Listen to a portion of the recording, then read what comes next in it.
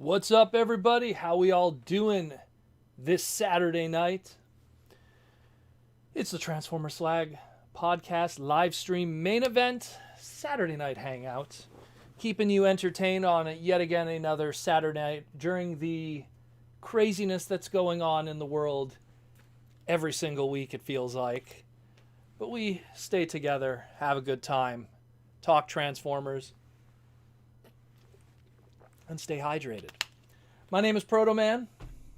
This is the face of the voice you hear Monday to Friday, so I apologize if I have disappointed you. And we're going to go over some of the news. We're going to go over some stuff we got in the P.O. Box in the mail and some stuff that we got this week. And we're going to do some super chats. And we got a giveaway today. Courtesy of BIMF. We got another giveaway that's going to be happening. And how about we just enjoy that, shall we? How about that? So let's get into the news first. Get that out of the way because it was a week for news, let me tell you. It wasn't a lot of news, but what there was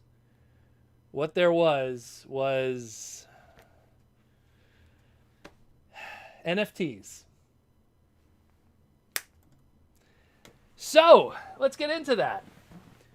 So, Funko Pop, that already a lot of us were not big fans of to begin with, wasn't something that most hardcore Look, Funko Pop has its place. I understand where it belongs in the collecting sphere and everything, but when it starts crossing over into the Transformer world, that's where, I have to give my commentary and my feelings. And I've always felt that Funko Pop, much like a lot of non-transforming Transformer product that kind of didn't serve, you look at statues that sometimes range between $600 and whatever. It has its place. It looks nice, even at $600, but it is what it is. But now we have Funko Wave 2. We talked about Wave 1. Everyone hated it. It is what it is. But Wave 2 now has a special wrinkle. A disgusting wrinkle that I'm pretty sure you guys heard in my swearing like crazy on the individual segments. But I've gotten more information since then and some comical stuff to go with it. So what we reported last time is that, yeah, we're going to be getting a, quote, Series 2 or Wave 2, but the only way you're going to be able to get it is through randomized NFT minting. And what I mean by that is you have this crew here of Wave 2 Funkos, right? You got Optimus with the gold there, Golden Lagoon or Matrix Gold, whatever they want to call it. You got Hot Rod, my boy. You got Devastator. You got Rumble in his toy colors. You got Freddy Funko, because everybody was always asking for the Funko mascot in Bumblebee's outfit. And we got a Generation 1 Sideswipe, right? But you can't go to stores and buy these. You can't go to Hot Topic or GameStop or even your local Walmart. No, you gotta buy them through NFT, standardized, or premium digital packs. So how this is going to work is there's going to be 18,000 of the standard ones on the left and 18,000 of the standard ones of the right, the premium ones on the right. And these are digital, and they're minted, as they like to use that term, to make it sound all fancy-like. Now, the standard one gives you 5 pops, and the premium one gives you 15 pops. But it doesn't give you real pops. It gives you digital animated GIFs, NFTs, if you will. And, well, how about we see some of those NFTs? Because we've slowly been mining them ourselves to just give away for free on the old Twitter. So, essentially what's going on, I'm going to have to break down and explain what you're looking at here, is you crack open, let's say, a pack, right? And how it works is you get, in the standard pack, you get 5 random cards. In the premium pack, you get 15 random cards. And it ranges between, there's 50 commons, which you have a 48% chance of getting in each pack as a common. So there's 50 of those, And that's essentially like the Devastator on the bottom right there that isn't moving, that just has like the background kind of flaming there, or the Bumblebee on the bottom left. So you get kind of just the Funko staring back at you with the background kind of animated. That's the GIF level 1, if you will, of the NFT. The common level. There's 50 of those. Then there's 30 uncommons. And that's the only example I could give here that you could see is the Jetfire on the bottom right, where it has like a chromed out color of the character. So that Jetfire is the uncommon one. There's 30 different uncommons that you could get, and Jetfire is just one example of that. There's also a Sideswipe that also has kind of like the chromed out color on him. Then, oh, and by the way, that's a 27% chance you might get that in one of those packs. Now, keep in mind, you're not owning anything. You're opening packs to get animated gifts. Then there's the next level. There's rare. And trust me, there's more than just rare. And there's 17 different rares. And there's a 14% chance you might get one of these rares. And that's what that Shockwave over there is. It's a rare, that Shockwave. Oh, yeah. It's also chromed out, but now it's called rare. Sure. Then you have the epic level. Oh, and by the way, I keep skipping it. The rare, only 14% chance. And then you get the epic rare, or epic. That's what Megatron is on the bottom left there. He's the epic level. There's only 12 of those of different characters. 8% chance you might get an epic version. Now, all of those that I just listed, you don't get an actual physical Funko out of it. You just get to have these little animated GIFs on your phone. These NFTs. Then we get into the craziness, the legendaries, if you will. So there's 4 legendaries. Devastator on the top there, Hot Rod on the top there, Rumble on the top right, and Sideswipe on the top there also. 1.7% chance of getting these. There's only 1,550 of these in existence. If you could pull one of these, and if you pull one of these, then you could redeem it to get one of those Funkos. That's the only way. You crack a whole bunch of packs and you get a 1.7% chance that maybe, just maybe, after you drop maybe $200, you might get one. Maybe. But oh, there's more. There's more. Then there's the Grail rare. Grail is 0.28% chance, only 999 made. That's where that gold Optimus on the left is. That's the Grail level. Sure. And then the craziest of them all, the 1 of 1 chance. There's 6 different characters, only one of each made, only one of each in existence. 0.0008% chance of getting them. And that's what the Freddy Funko is. That one right there on the right. If you pull that one, you get a gold Freddy Funko. Sure, and the Bumblebee's on the left is just kind of show you how it looks different from it. This is madness. This is madness, of course. And again, how does this all, how does this all essentially pan out? Is you're going to pretty much open up your phone and go, hey guys, I got an animated GIF of Hot Rod.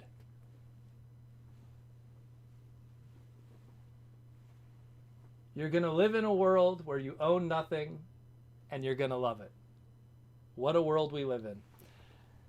So I'm making an effort, by the way, to collect as many GIFs of these NFTs as possible, and I'm going to put them all into one place. And you'll have a URL that you could visit anytime you want and have access to these NFTs. And then you could walk around a convention and go, eh? Eh? Eh? No? No? No one likes me? No? No? But Funko said people would like me. Okay. Well, maybe the Optimus? No? No? Not even Optimus Prime? You don't like Hot Rod than Optimus? No? Anyways, it's madness. It's absolutely crazy. And it's a reality. But that's just what's happening right now. So again, if you want to waste your money, you could buy these packs as of, I think it's March 15th. They're going to be going live. And you could start cracking these packs with the hope of, I don't know, maybe having friends one day. I don't know. I don't want to rag on you Funko people, man. But come on, I wanted to get that Jetfire Funko. I thought it looked kind of cool because it had the Macross look. Didn't look like a Funko Pop. It looked like an SD Macross figure. They made it some Funko web exclusive, and then the Funko people made it a $300, $400 item. What am I going to do? What am I going to do? And now my boy Hot Rod is going to be like barely one of 1,500 made. If I'm going to spend that kind of money, I might as well get a lucky draw transformer that actually transforms. Not made out of 2 pieces of plastico. Come on, man. Anyways, I've said what I wanted to say about it before. If you want to hear me swearing like crazy and the stupidity of it and the environmental, brain deadness of it, it is what it is, but it's Funko. Princeton Phalanx 59 says, NWO, ain't that the truth? And it's not the wrestling company. Not the wrestling organization. Michael Koo says, NFTs fit right in with TikTok where all the scammers reside. Well, they just kind of move around. I think they were all on Vine before, those people. Until the next thing. And there's Fair Lady Z, who's a fellow hot rod collector. I can only imagine what she must be going through also, trying to get the hot rod. It's going to be difficult, that's for sure. I've heard that they make bootlegs of Funko Pops. Maybe they'll just make a bootleg of it, and I'll be satisfied with that. Give me a bootleg of that hot rod. I'll be happy with that one. Come on, China. Do something good for once. Make a bootleg of it. But yeah, there's that. Next up, speaking of chibi style that doesn't suck, it's actually, I don't know who edited the wiki, the Transformer wiki, but someone quoted me on that on the wiki for Nendoroid. So we have the new Nendoroid of Starscream that was revealed also conveniently right after the Funko Pop was revealed. And this Starscream is going to be the 4th release of the Nendoroid Transformer line based off of Generation 1 designs. They obviously did movie ones before that didn't really have much success. Before that, we had the Optimus Prime Convoy, the Megatron, and the Nemesis Prime. And now we have Starscream. Again, smart choice, of course. Of course. You could repaint the hell out of this dude, and you're going to get a million Seeker jets and plenty of action. And I just love the alternate face on him, the screaming face. It just kind of works. I don't know why. I just love it. So this goes up for pre-order starting a couple of days ago, March 7th, and it closes its pre-order April 6th. Keep in mind that's Japan time, so probably April 5th is when it's going to close its pre-order, 2022. Scheduled to ship out August 2022. MSRP $54.99. Now a lot of people are going, really? $54.99? Yeah, well, Funko Pops are $10, but they have 1 point of articulation, and that's the underpainted neck. This one has 20 points of articulation, interchangeable faces, interchangeable hands, sometimes weapons, depending on the character. I think you get what you pay for, and I think it looks a lot better. And I mean, again, reminder of the other releases. The Convoy, aka Optimus Prime, the Nemesis Prime, the Megatron, and now Starscream. They're all the same price. They're all $54.99. The Optimus is shipping out in May along with the Megatron. The Nemesis Prime, or the Scourge, aka Black Convoy, is shipping out August 2022. And again, also in August 2022, will be Starscream. So check that out. Again, in my opinion, the better way to go about it, if you have to. I have a Nendoroid of Jace the Mind Sculptor from Magic the Gathering, mostly because Jace doesn't really have a lot of good figures. And they actually did a Funko of Jace, and I didn't touch that. And I think it looks great. I like it. It has the little extra magic thing. It's pretty cool. I should have brought it to show you guys, but it's really cool. I dig it. Yeah, so definitely check them out, and check out the other ones too. Pretty cool stuff. Just want to do a quick update. So again, we were talking about the Transformers Micro Machine stuff. It's weird. Everything we're talking about is non-transforming Transformer stuff. We got an update. Finally, someone bought the item but didn't open it, which is like, man, could someone in the Transformer fandom buy these things and take photos? But someone bought it and at least took a picture of the packaging. So now here's how you're able to identify what you get, right? So on the bottom of the packaging, on the bottom left, maybe, hold on, let me unclick this here. I could stretch it a little bit for you guys. Here we go. So essentially, in that little circled area, there's going to be a code at the bottom of the box, and that code corresponds to one of the different sets. And so you could get Cliff Jumper, Optimus, Revenge of the Fallen, Megatron, and all the different play sets and stuff. You might have to double up on some of them, but it is what it is. And if you are interested, at least despite the fact that it's blind packed, you are able to identify them. Again, I've been constantly updating you guys on this because I want that narrative to be out there so people know the information, because no one seems to be really talking about it. So I would just want that information to be out there for people if they are interested in this product, that you can ID it.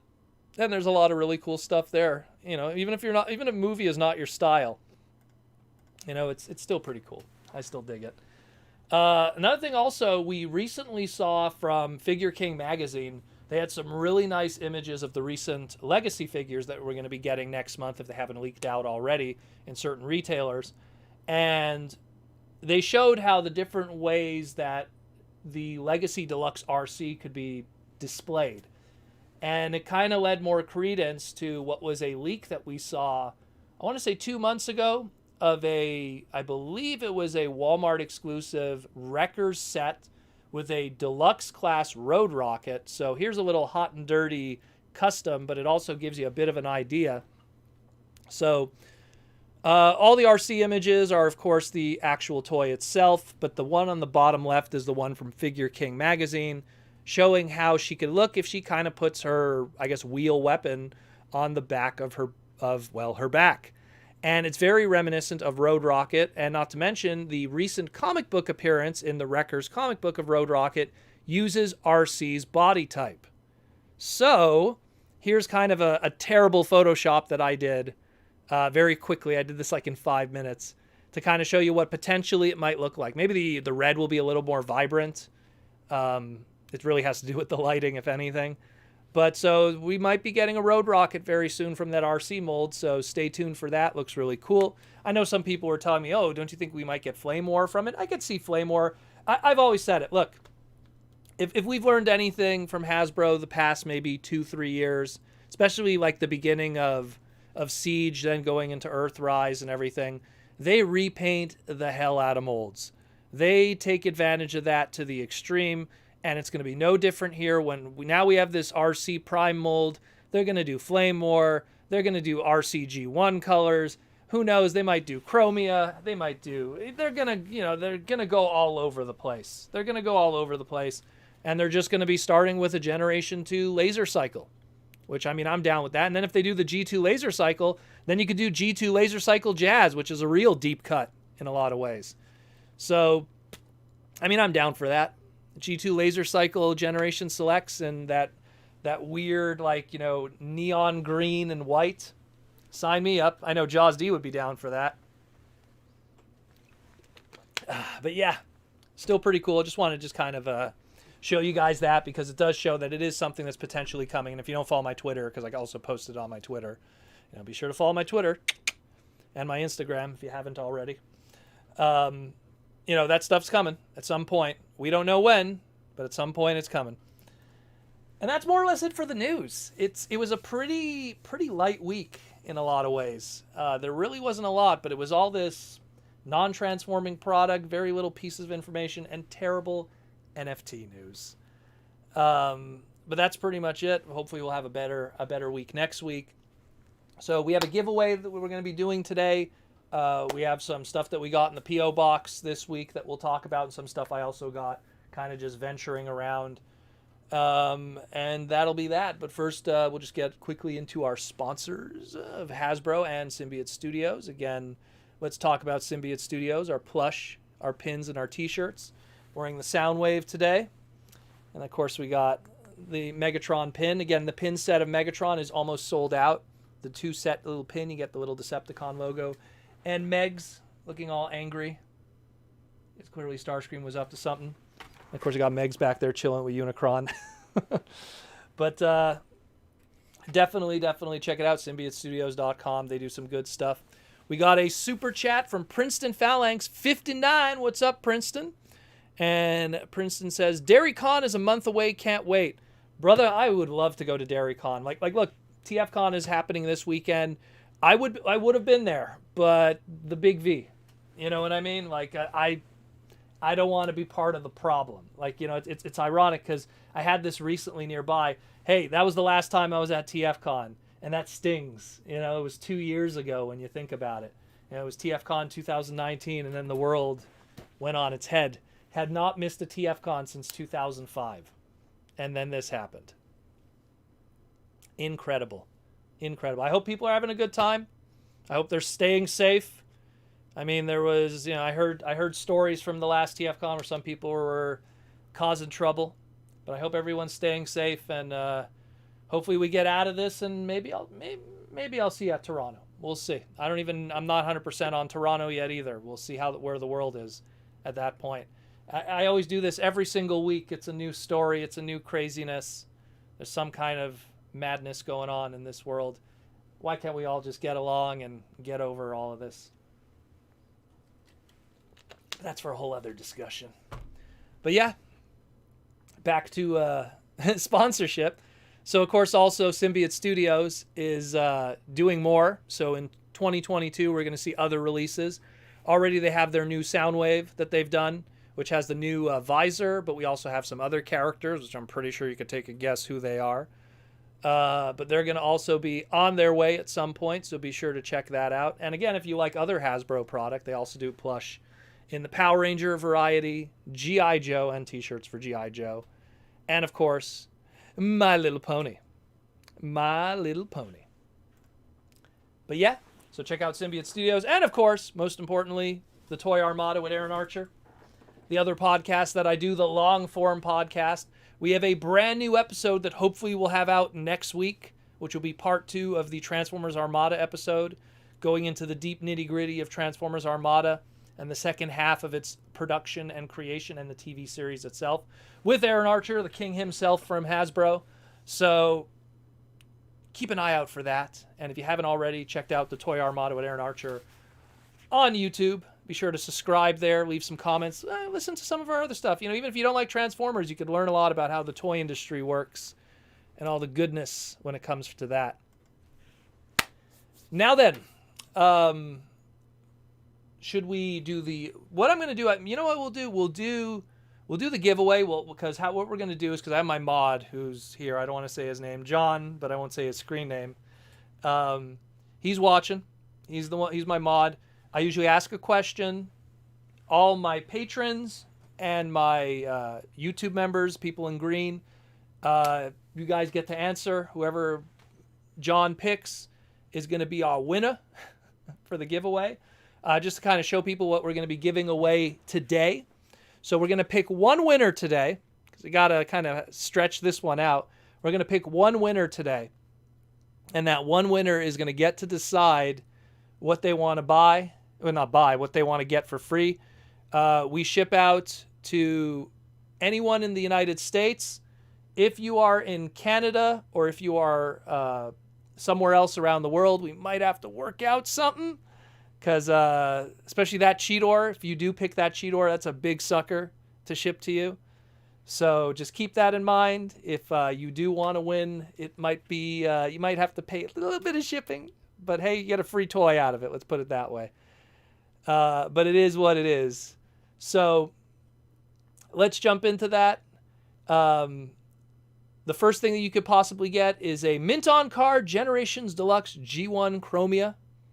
Personally, my favorite version of the mold. I wasn't a fan of the Siege one. I really like the this one. And that one comes with the comic book, too. So you also get the free comic book with it. Remember when Transformers came with full-size comic books? Those were the days. That's pre-John Warden era. Actually, John Warden era had some comics come with them, too. Yeah, it's true. Some of the Combiner War stuff. Then you have, number 2, you have an opened. We emphasize it's been opened, but it's 100% complete, brand new, minty. You get a opened Generation Selects Deluxe Class Zitor. So you get your little drill power dasher. Pretty nice. Or if you want to pretend that he's Screwhead from the GoBots, that's another one you could go about it. Number 3, we got a Mint On Card Beast Wars reissue, the Walmart Deluxe Cheetor. In case you never got the original toy or was too expensive for your blood, hey, you could get one right here for free. Faux free. Get the first Transformer I got when I got back into collecting after my long hiatus from Micromasters back in the day. My boy Cheetor. Although, mind you, I got the red eye edition. This is the reissue that represents the blue eye edition. But still pretty cool. Still pretty cool. And last but not least, another Cheetor. And at a point, probably this at one point was the second largest Transformer of all time, and the size of a house cat. You get an opened Beast Machine Supreme Class Cheetor from Beast Machines. This one has been opened just to inspect product. I'm pretty sure the batteries probably don't work on it anymore if they are still on there. I do not know. But the theme with all of this is all of these things in the secondary market are about $30, including that giant Cheetor. So, although maybe with the box now, maybe that Cheetor is worth a little more. I don't know. Maybe not. The box takes a lot of space. But either way, maybe if whoever wins the Cheetor, if they don't want the box, it might, just let us know. That way it'll be easier to ship it to, because he's a big sucker. A big sucker, that Cheetor. One of the few Transformers that had lights and sounds too. Again, a lot of historical stuff with that Cheetor. Very interesting.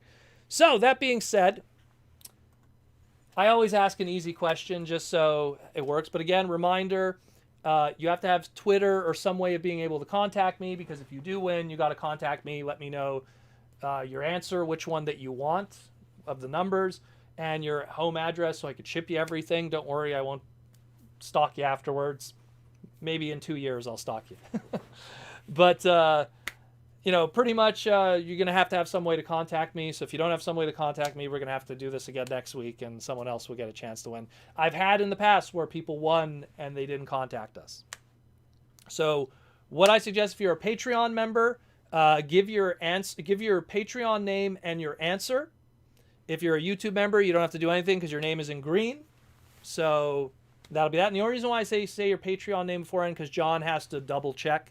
And the first person who answers isn't the one who wins. Just that John's going to tabulate all the names, everyone who answered correctly, all the green names, all the Patreon names. He's going to double check the Patreon names to make sure they're legitimate Patreon people. And then in, 10, 20 minutes or so, we'll have a winner. He'll message me and I'll check it out. But that'll be that. So again, like always, I do an easy question. And the question today is, and it's something I actually picked up today, who's she? Who's she? So give your answer.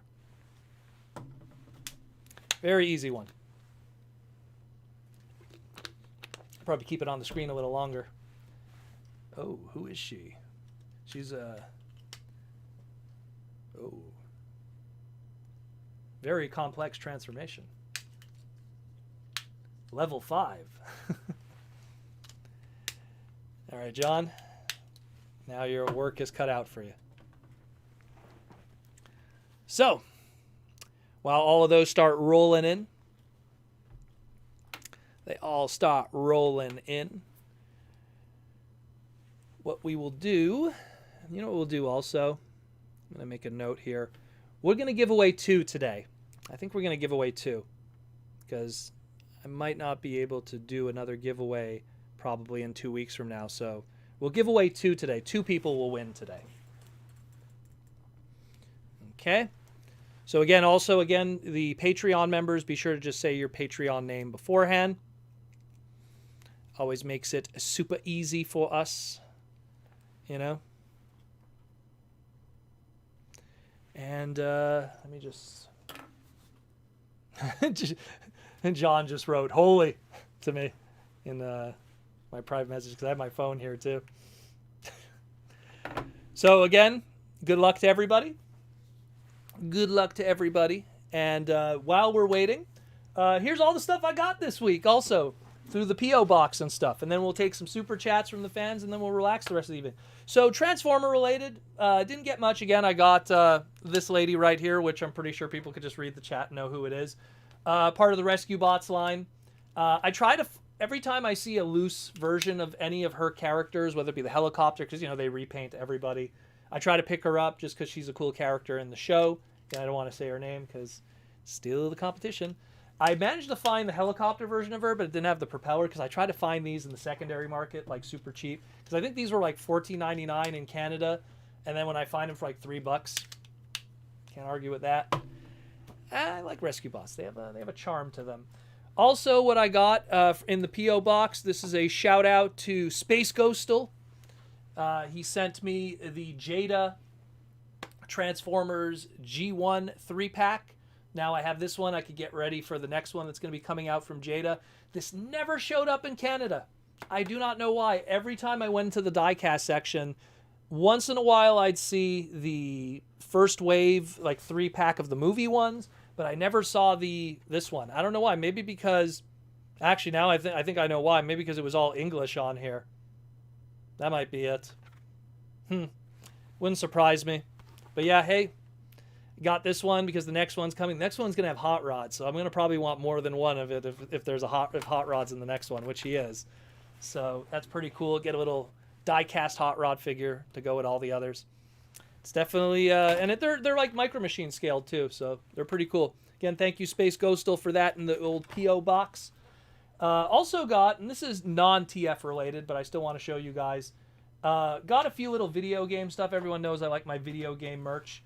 Anyone who played Mario Odyssey, love that game. If you go to New Donk City, you collect these purple coins of Pauline, Mayor Pauline on it. And so they made these die-cast purple coins based off of, I hope you guys can see it because the lighting is so tough. New Donk City. There's Mayor Pauline on it. Then on the back is New Donk City. It's pretty cool. I wish the light, oh, there's the light. The lighting's a lot better like if I do it like that. Isn't that cool? And it's metal. It's like a metal, pretty cool. They're like die-cast. Really, really cool.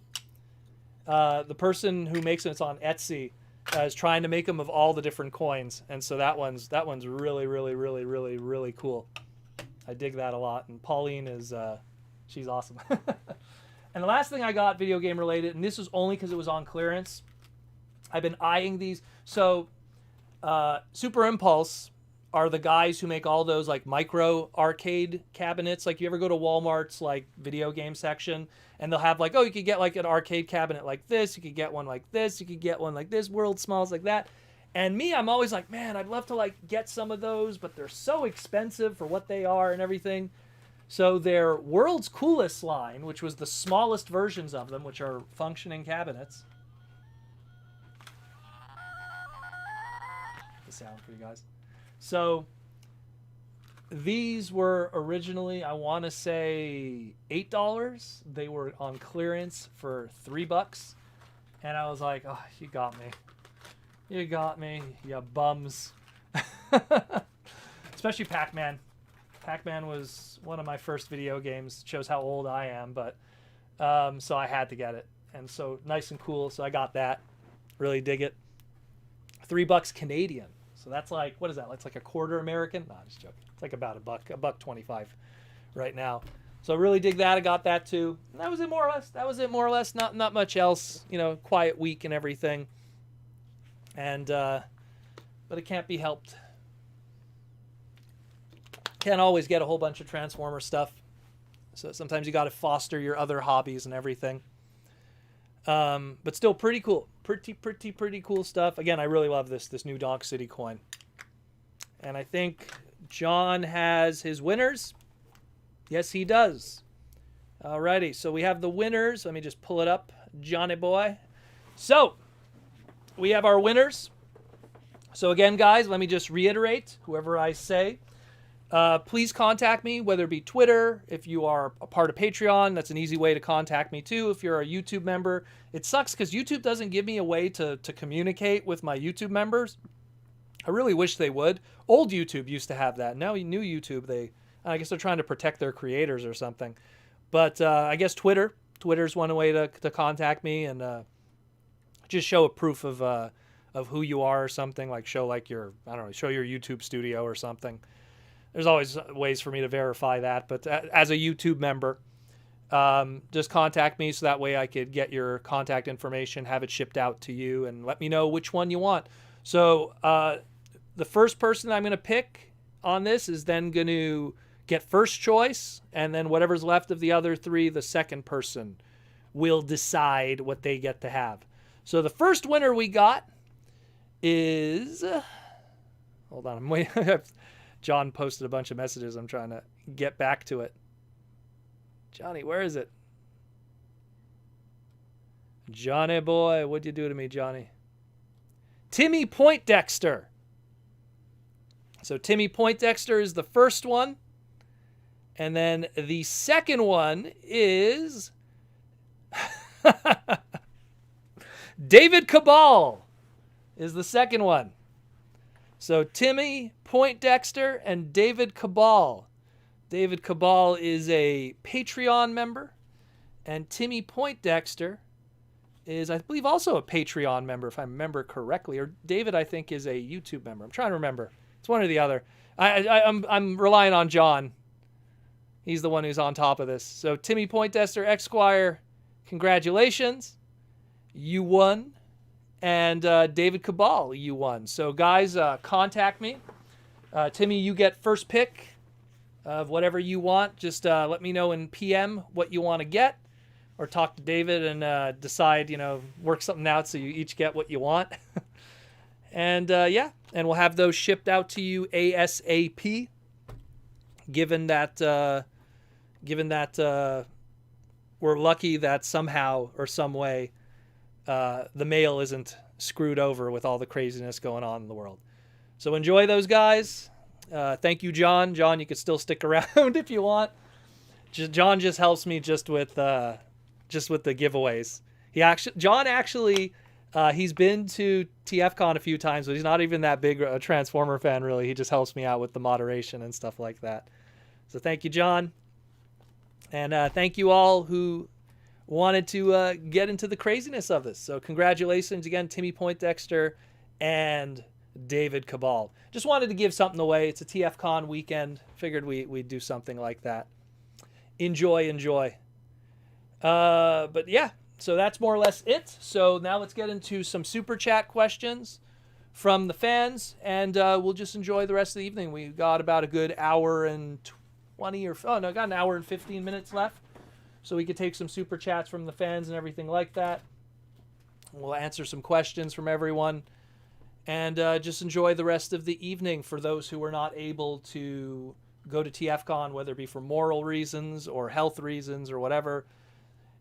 Me personally, I don't think it's not the right time to be doing the con scenes just yet. That's primarily why I'm not there. And again, Toronto, we'll see. Toronto's 4 months away. I feel like it's a yes, but, we're like, anything could happen. Anything could happen between now and then that could completely put all of that on its head, and then we'll be back at square one.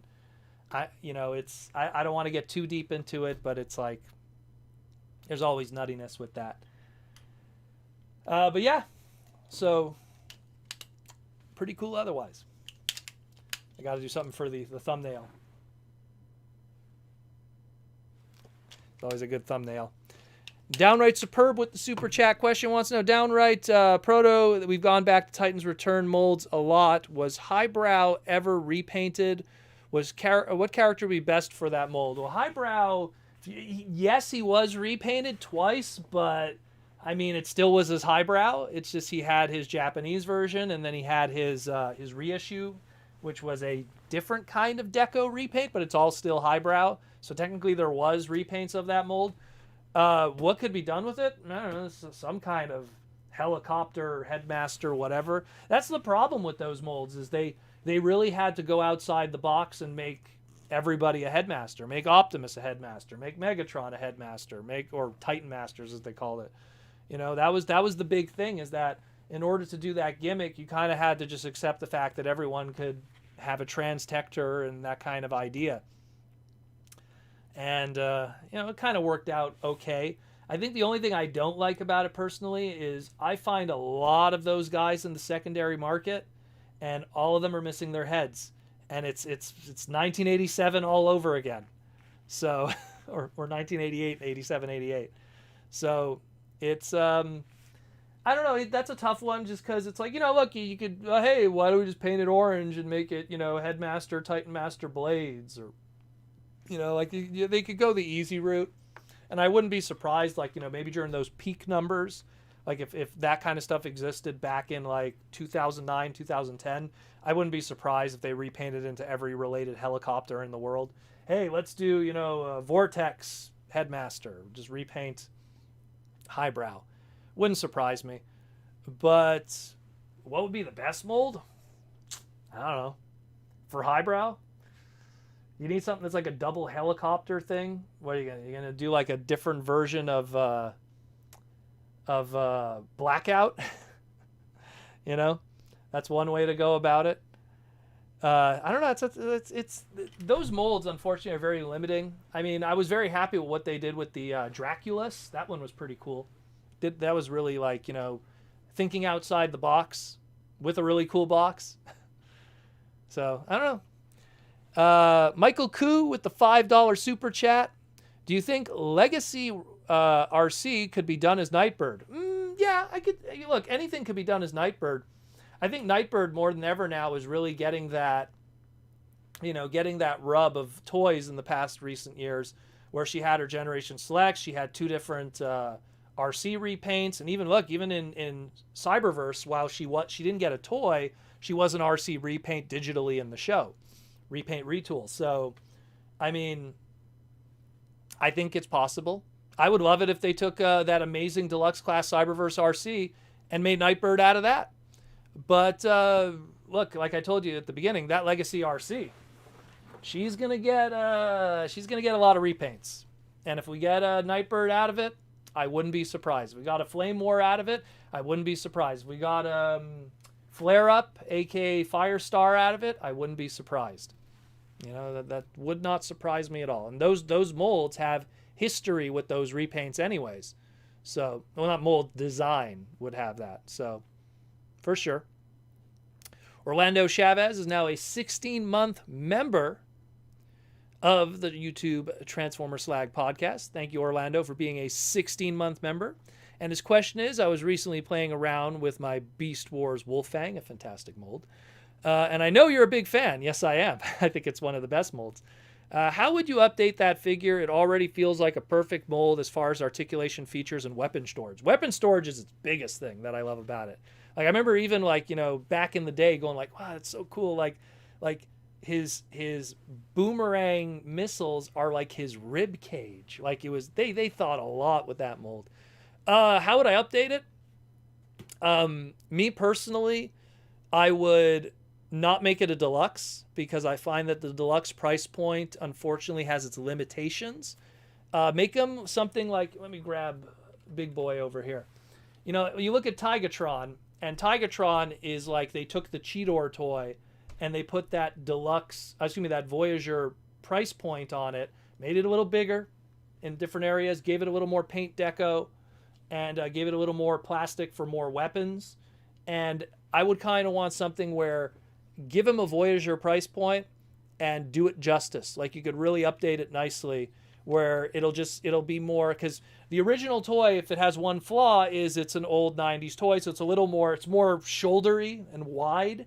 You could probably make it more streamlined, because wolves are also a little more streamlined in a lot of ways. They're not as buff. Like, it's like a buff wolf in a lot of ways, just because of all that weapon storage. And they could probably make something really cool. Update them. That'd be easily, like Wolfang is one of my easily, top 10 Beast Wars toys ever made. Him and K9. K9 also, the two of them, I love them. They're both in extensive retools of each other. They're not just straight up repaints, which is a big misconception a lot of people have. And, great molds. But yeah, I would make them a Voyager price point and make them a little thinner. And then Generation Selects repaint retool into K9 afterwards. And then you get the Sideswipe and Sunstreaker of Beast Wars in Wolfang and K9. My boys. Love them. Love them, love them, love them.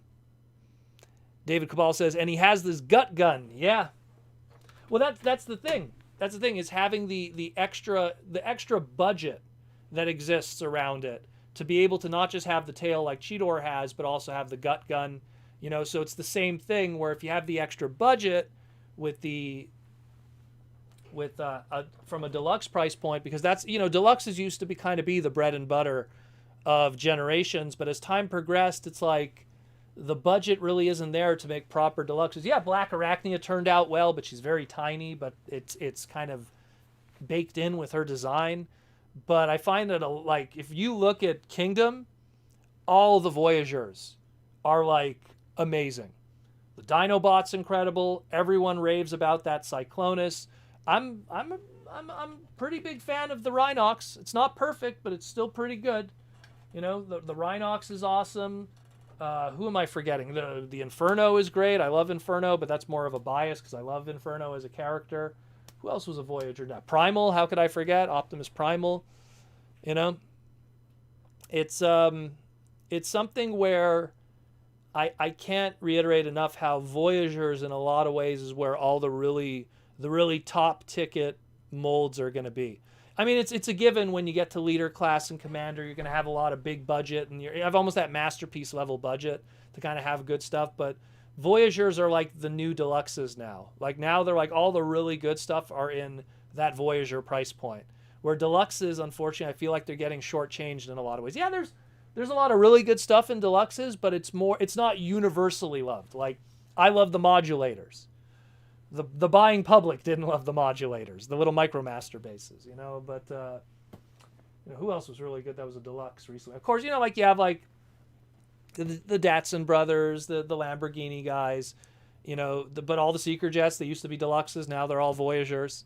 So there's kind of that upgrade that's happening now, is that the Voyager price point is becoming the bread and butter, and stuff that would have been like core class and stuff that would have been like tiny are now becoming deluxes. Like look at like Insecticons, you know, they were always kind of that core or scout class or legend scale.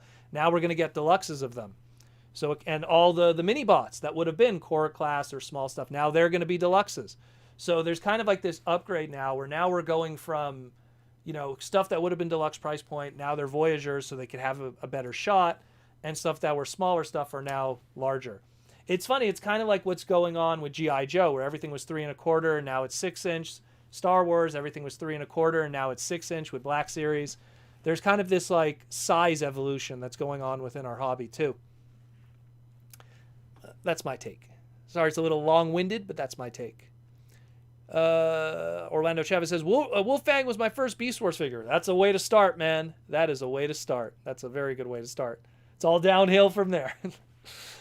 Media Max, who's a 5-month member now. What is the coolest TF packaging you can remember? Kingdom is, I know it's like only recent. Do I have any Kingdom packaging near me? I don't, unfortunately. It's all upstairs. But Kingdom packaging is definitely up there, and I know it's recent. But when we're looking old school, what would be really good packaging? Beast Wars was okay, and I love Beast Wars. Robots in the Skies probably has some of the worst because it doesn't even have box art, it just has Photoshop toy art.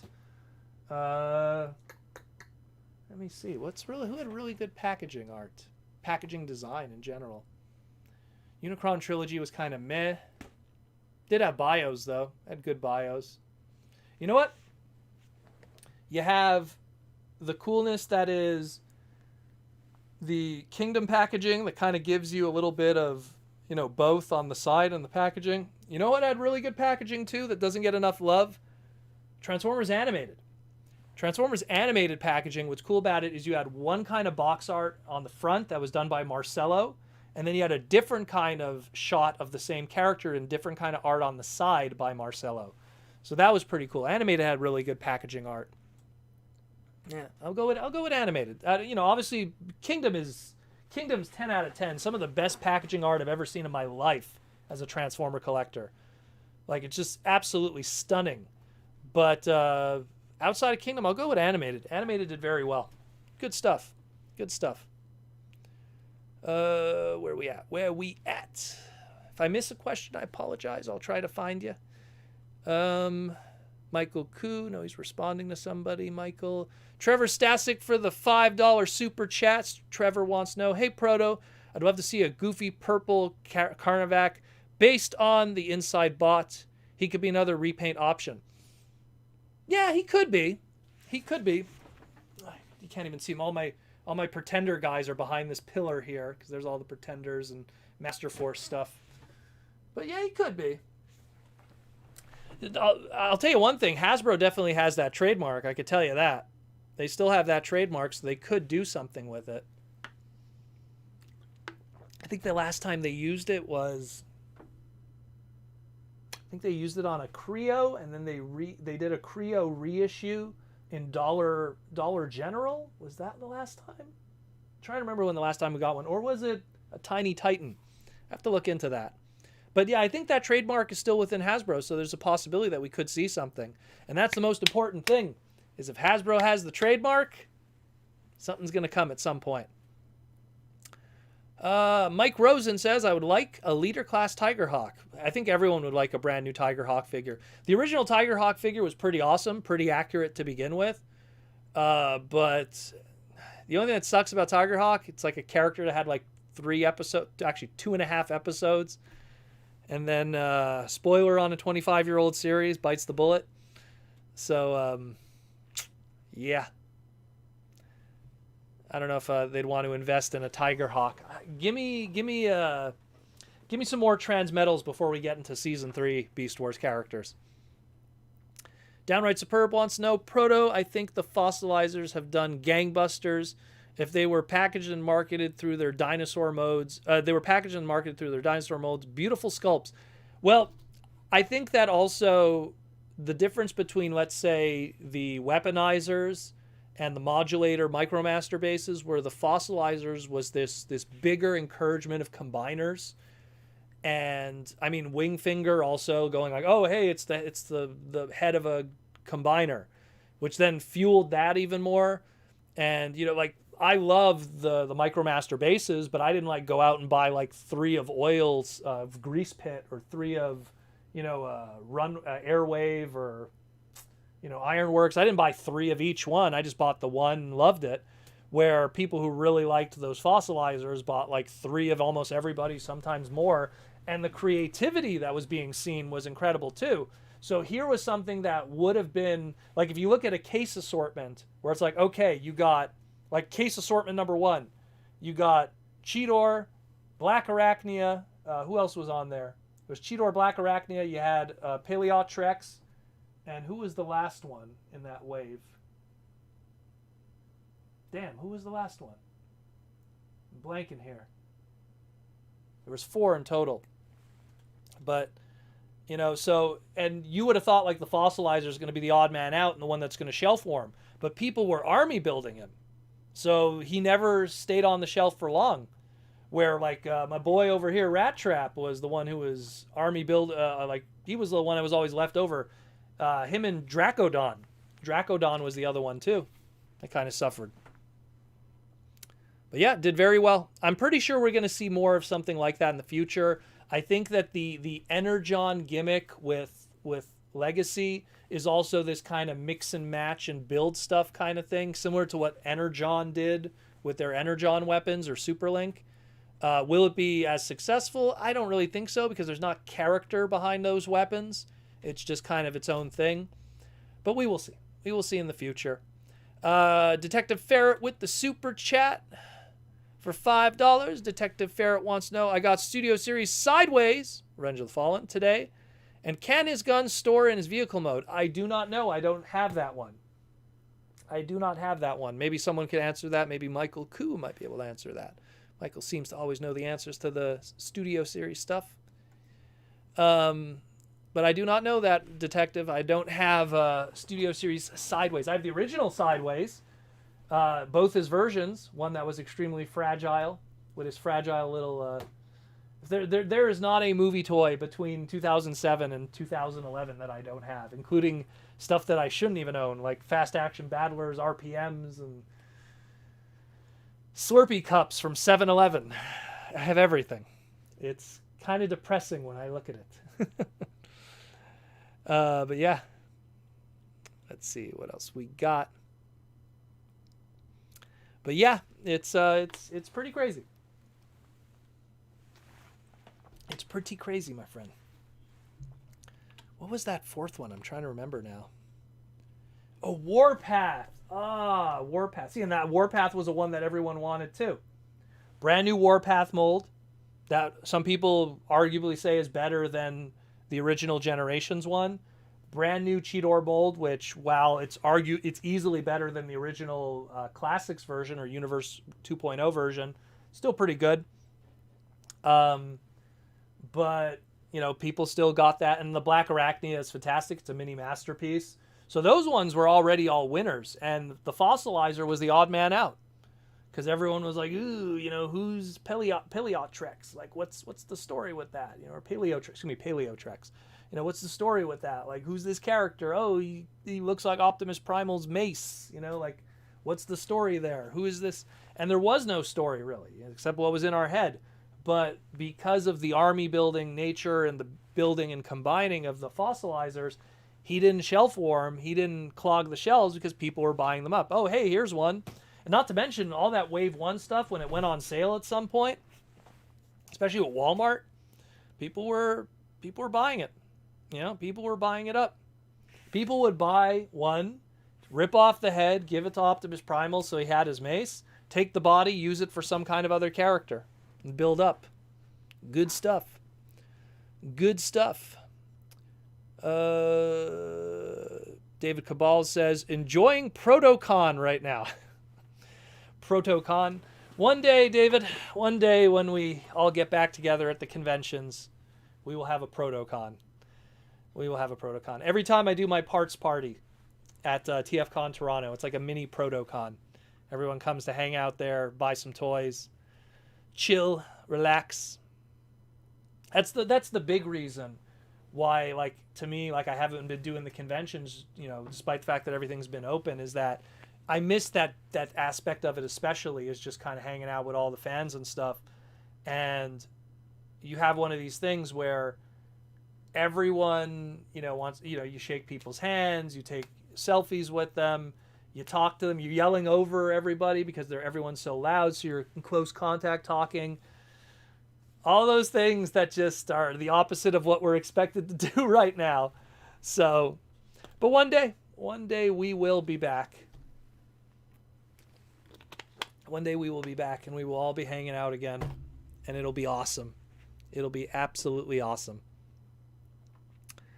Michael Koo with the $5 super chat. Thank you, Michael. Would Hasbro ever do their own version of heroic Autobot synthnoids like the TCC 2016 Only Human RC and the Rodimus one too? I think that we'll probably see at some point, now that they've opened up the doors to Transformer crossover stuff, like legitimately, and for sure, man, that Megatron, his tank sold like gangbusters. So I think that they're going to do something. I think that it would almost be silly for them to kind of ignore that easy money on the table to do it. It didn't. I'll tell you one thing though: the Transformer Collector Club Only Human figures of Rodimus and RC, they didn't sell well. I will admit that. But I think it was more so because you had to be a club member to buy it. They were a little pricey, so I think that kind of hurt it too. Where if it's a Hasbro Pulse thing, you don't have to be a part of a membership or something to order. I think it would have a better chance. I really do. And then they could do the complete set. They could do Springer also and Ultra Magnus. They could do Old Snake, like they did with, they could do Marissa Fairborn like TFCC did or Fun Publications. So I could see it being done. I dig it. Hey man, give me another Only Human Rodimus figure. And RC with her little Princess Leia buns. I dig it. I think it'd be cool. But I think it would be an online thing. I think it'd be a smaller print run of figures, and it would be like a Hasbro Pulse thing. I could see it even being like a 4-pack. Like Hasbro Pulse Con, aka Hasbro Pulse that weekend, 4-pack, 6-inch, like the Classified Series G.I. Joe, something like that. Mind you, or do 3-inch. They did the 3-inch with the Baroness. Giggity. But do 3-inch. O-ring. Sure. I'm pretty sure somebody would be down for it. I know I'd be, but I'm pretty sure someone would be. But it would have to be a smaller. I can't see it in retail because the second you start talking retail, now you're talking how many units? 100,000 units, 500,000 units if it's an international thing. So I mean, I'm thinking more like a club thing, not a club thing, like a Hasbro Pulse online thing. Smaller units, keep it like that. We got another super chat from Point Dexter. Timmy K. Poindexter Esquire, Junior Esquire. Such a long name. Timmy K. Poindexter Jr. Esquire with the $5 super chat. Hey, Proto, thanks again for doing the giveaway for us fans. Thank you for being a fan, my friend. We've done, man, we've given away like I think like 20 different items already up to this point on the podcast. We've given away a lot of stuff. But that's why, hey, you guys, when you guys super chat and everything, it makes all the difference. That money goes back to you guys in some shape or form. The question is, what's for dinner? What's for dinner? I'm air frying a whole chicken marinated in citrus mix. That sounds amazing. Before I did the podcast, I baked a banana cake and had that because I just needed sugar in me to like get going today. I was so tired today. I was busy doing other stuff.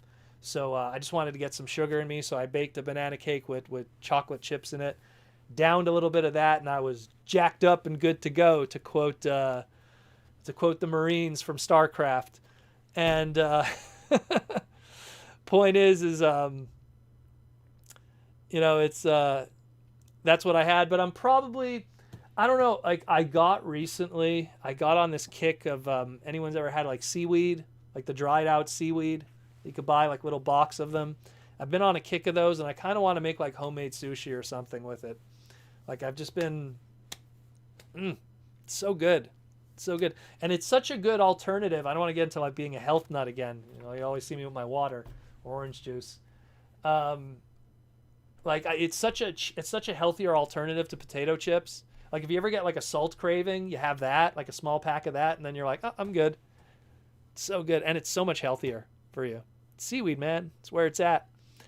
And I know it sounds weird, but it tastes great. My Asian people in the chat probably know exactly what I'm talking about. Mike Rosen, if there are any 3.25, oh shit, everything moved.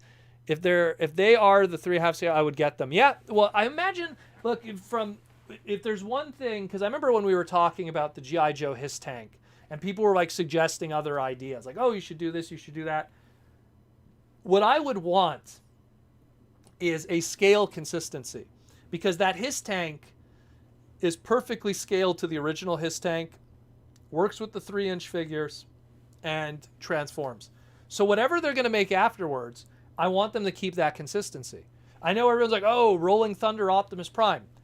Rolling Thunder is like, I own the Rolling Thunder. It's a big mofo. It's going to be huge if it transforms, because it has to keep that consistency to have the little 3 1/4 figures in them. So I just imagine that the way I see it is, if they keep that consistency, we could get some more of those characters in a 3 1/4. Because look, G.I. Joe right now, what's G.I. Joe's hotness right now? It's the 6-inch classified line. So how do you still make 3 1/4 sales when everyone's all about 6-inch classified? Use Transformers to keep that alive. Obviously, they have their reissues going on the side too. Oh, hey, here's a vintage retro reissue, 3 1/4. But I mean, there's a way that they could kind of keep it going.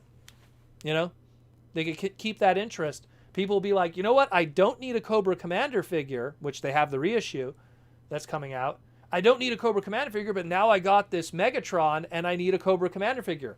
They just made a sale when someone was not going to buy that 3-inch version in Walmart. So there's kind of a smart marketing to it too, where people that would have not bought those because they're focusing on the 6-inch price point, now they are. I'm the black guy meme. Yeah. Big brain thinking. Tom Laney wants to know if I asked this on the Discord, but how do you keep track of collections through spreadsheet programs or write down everything? So back in the day, I used to write down everything. No joke. I used to write everything down by hand. And then it got to a point where I was just like, I have to keep track. Around the time of Cybertron, 2006, 2005, I made my first mistake ever. And that's when you know you have too much. I bought something I already had, not knowing it. I bought a Minicon 2-pack of, it was like the tail end of Cybertron. They did these like Minicon 2-packs. One was named Sunstorm. They were using the dual ore molds. And then I realized I got to start making a list. And then I just made a giant spreadsheet. Keeps track of everything. How it works with me, here's my rule. If you have a small collection, keep track of what you own. If you have a big collection, keep track of what you don't own. That's usually how it works. So I keep track of what I don't own. But I also have a separate sheet that kind of lets me know the condition of what I do own. Because like, yeah, it's like, hey, I got almost all of Generation 1 original. But I'd like to update my Sideswipe because it's not in the best condition. And, you know, like, who else? You know, like, Minerva's fine. But actually, I recently updated my landmine maybe like 3 years ago. I got a brand new landmine pretender because my old one, like the paint was running on it or something. But I always use a spreadsheet to keep track of stuff because I never want to make that mistake that I did. And luckily, it was a mistake that I made on something cheap, a small price point. But I remember just going like, oh man, I have 2 now of these. Like I made a mistake.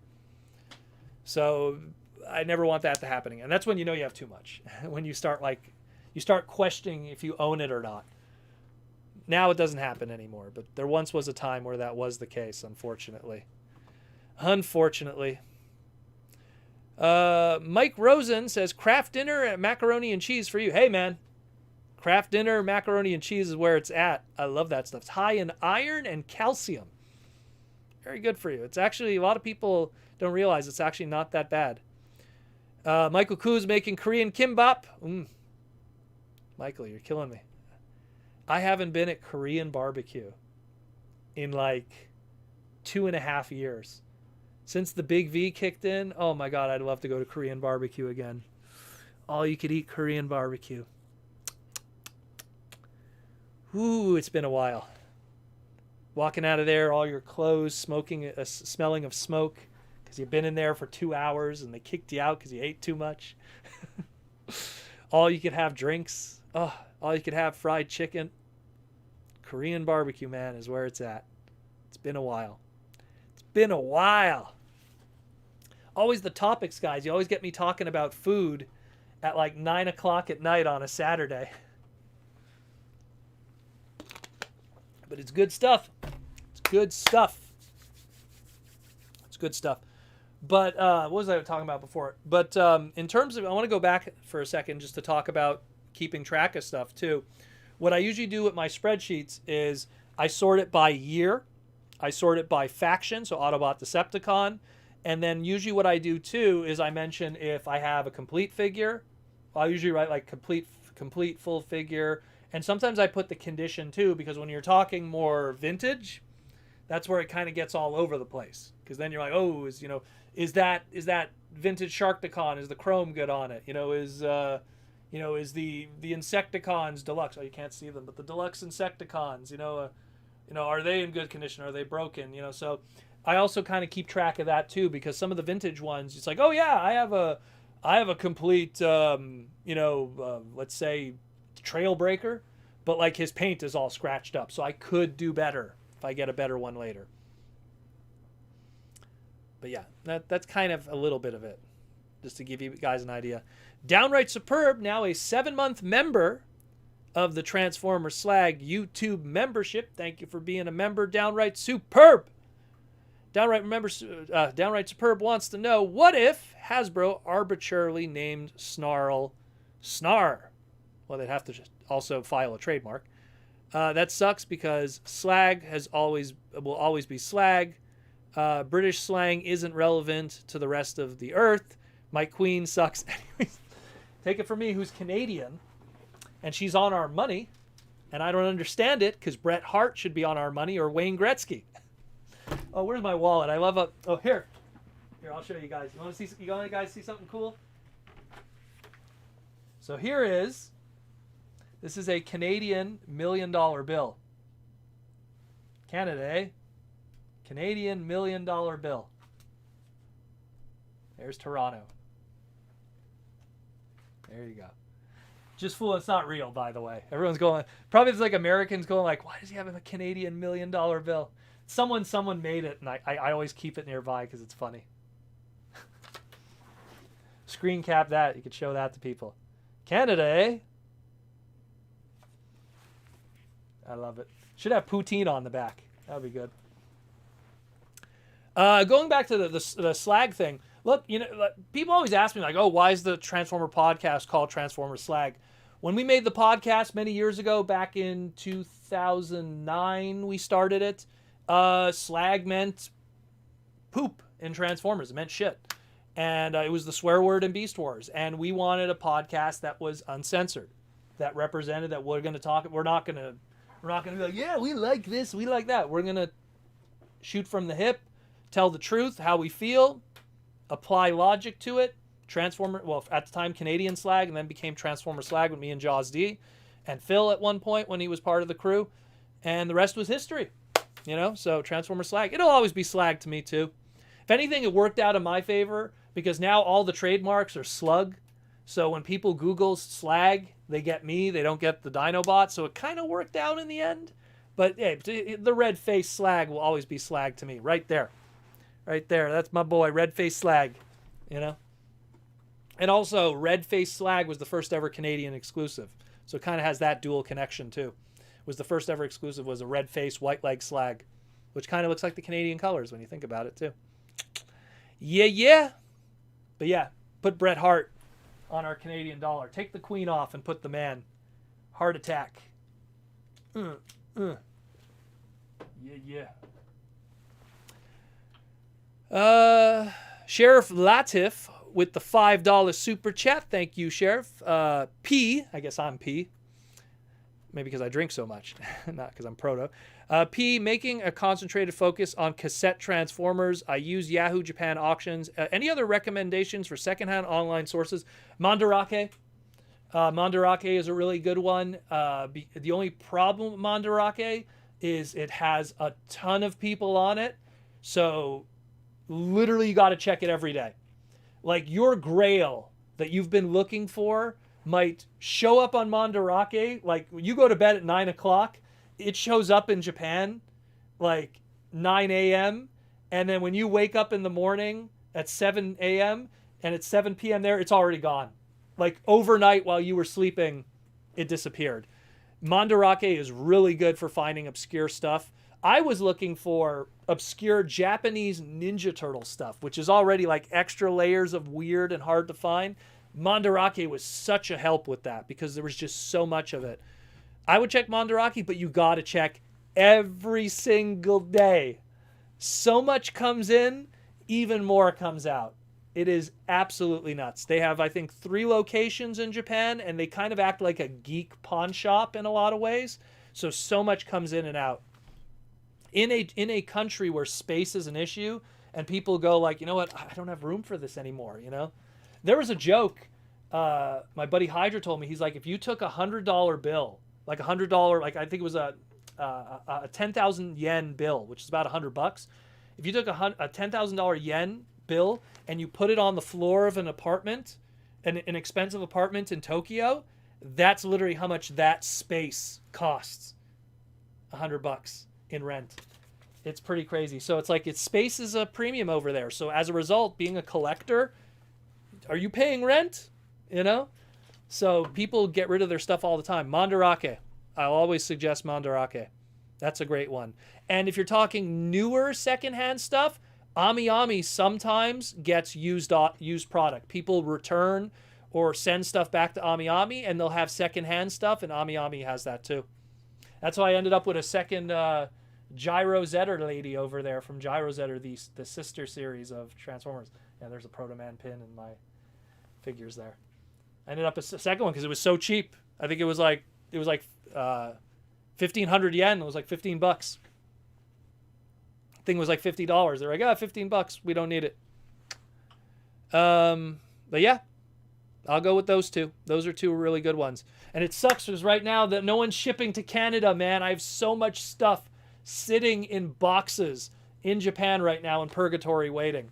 I have a lucky draw that is just sitting there that I want to talk about with you guys that I got. Oh, man. Michael Koo, there's no hologram on that Canadian bill. No, there isn't. No, there isn't. Man, I wish I had my wallet. I'd show you guys all the other money. When I go to the States, I always show people Canadian money. You could buy a lot of poutine. Michael Rosen, you could buy a lot of poutine with $1 million. Well, it's good stuff, and it's cheap and delicious. Truly a Canadian, well, a Quebecois original.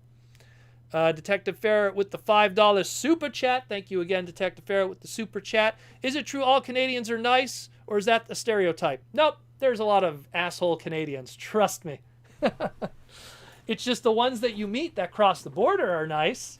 But there's a lot of, look, just like anywhere in the world, there's real dicks, you know? There's real dicks. Hey, there's people that don't like me, you know? And I'm Canadian. There's people that don't like me, so there's always going to be dicks no matter where you go in the world. Maybe there's a percentage are better, but in general, there's always going to be people that are dickheads. So I think, okay, there's people I know in Montreal that are not nice.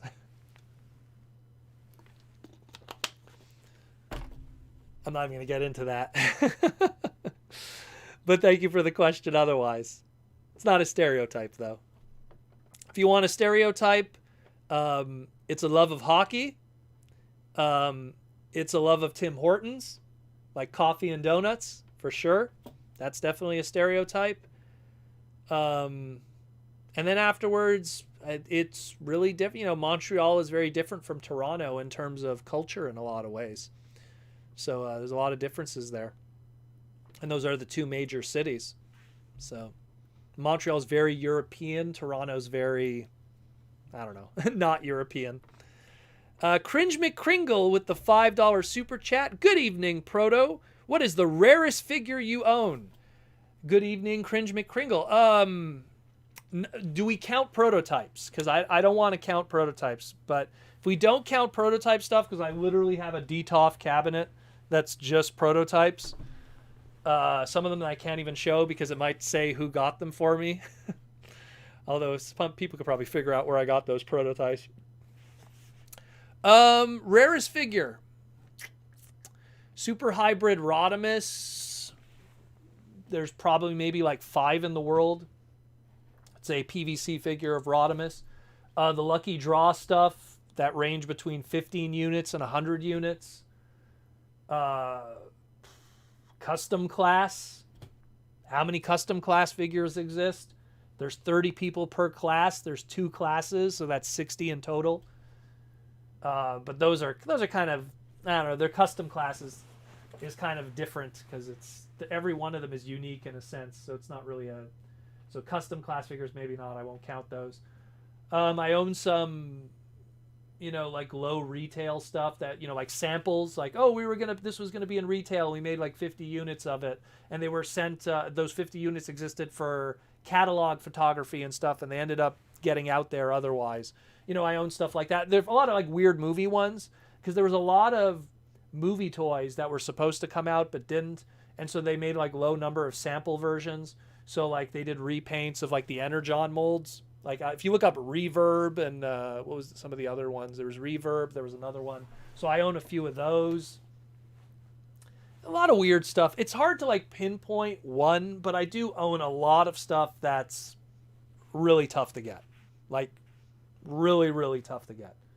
You know, like stuff that might be considered a holy grail for some people is more mid-tier for me. Let's put it that way. And it's not to like brag. It's just more like, you know, like a masterpiece or like an expensive like G1 Japan, like a Star Saber, Victory Leo or whatever. That's stuff that you could get if you have the money.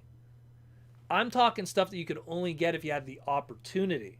If you knew the right people who own the prototypes, who would sell you that kind of stuff. That's a different thing. Who those people are, you could probably guess. But there's a lot of that. Where are we at here? Mike Rosen says, mine is JD the Red Knight. That was that Chinese version, eh? The red version of Age of Extinction Galvatron. Yeah, the truck one. That's a pretty cool one, too. I don't have that one, but that's a really cool one. And that was a fun mold. You know, like there wasn't a lot of good Age of Extinction molds, but that Galvatron one was when I have the Galvatron. That was when Hasbro sent me that little care package of all the cool stuff. Of all the really, really cool stuff. With the NDA. I have it somewhere here. Somewhere back there framed. My first NDA paper, my non-disclosure paper, I have it framed. Like, hey, don't talk about these toys till a certain point. You can't review them and you can't talk about them until a certain point. And I kept that paper. Little piece of memories. Michael Koo with the super chat. Would the price of oil or other factors result in Transformers done in die-cast only? No, quite the opposite. Die-cast is very expensive. The problem is number one, die-cast is not the best thing to make toys out of in general because it's expensive. Number two, die-cast for a toy line like Transformers isn't good to do because it's very limiting in terms of engineering. Anyone who's messed with the Titaniums line back in the day, I just moved the mic a little bit. Like anyone who messed with this line knows what happens when you have a Transformer line that's primarily metal. Doesn't work out very well. The Alternators line in Japan was called Binaltech. Also had a lot of metal on it. Not a really good idea. Metal is more expensive. And so number one, that's not a reason to use it. And then you combine that with the fact that it's not even good for making Transformer toys in terms of like what we're used to in terms of like super articulation and everything. Plastic is better. So what's going to happen is the rising oil prices are just going to lead to more expensive Transformers, or alternatively, and I've talked about this in the past, less plastic in the Transformers. More hollow spots, more hollow joints, more hollow pieces. The back of a figure having a lot of hollowed out areas where that would not be a case anymore.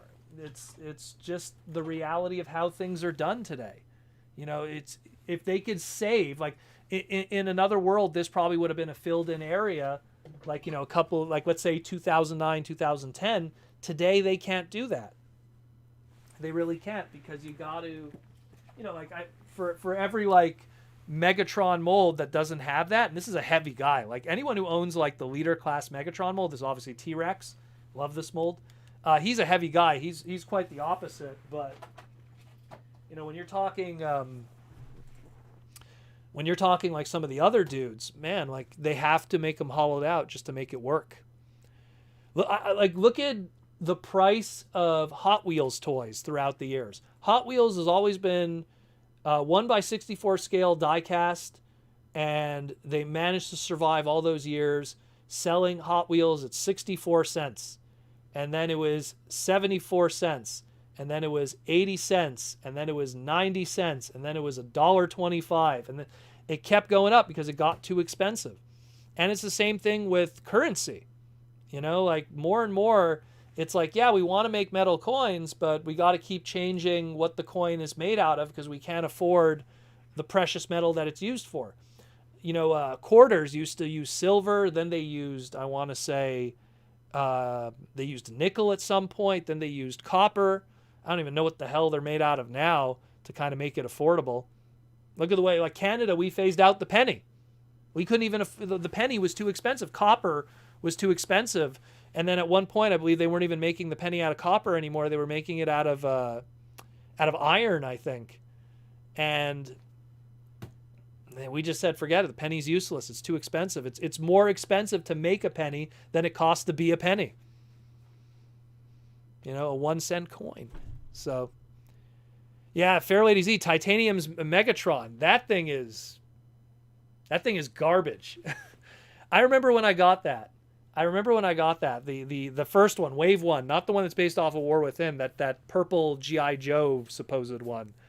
Like, in the package, it's posed a certain way, and it's posed in a way that it can't even hold that pose. When you take it out of the package, it goes, and then it just stays like that. Zinc, thank you, Michael. That's what it's made out of. It's made out of zinc. But yeah, now they don't even bother with anything.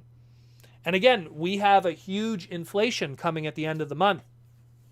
And when that inflation comes, that's going to be it, man. Everything is going to go up, and people are going to really have to restart thinking, you know, their finances and everything. Or, like I tell everybody, and I know not everyone has that luxury, but try to get a raise out of your boss. If you could get even 50 cents more, it's going to go a long way, because everyone has a different story. Everyone works a different job. Everyone has different opportunities, but they're going to raise their prices wherever you work. You might as well catch up with that. I understand everyone has a different story, but that's just a little piece of personal advice if you can take it. You know? Where are we at here? Downright superb. Proto, are there any rumors on the next Commander class figure? Well, supposedly it's Menasor. So we're going to get, what do you call it? We're going to get, why am I blanking? Motormaster. But that's the next Commander class figure. What new leader molds do you think we'll get?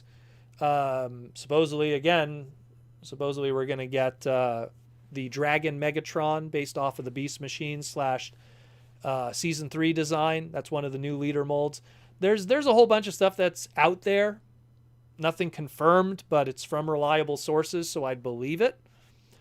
But it's still pretty sketchy. What wave is that Titan class even in? Most Titan classes come out in Wave 3. Usually how it works is Wave 1 is... This is how it usually works in terms of like advertising.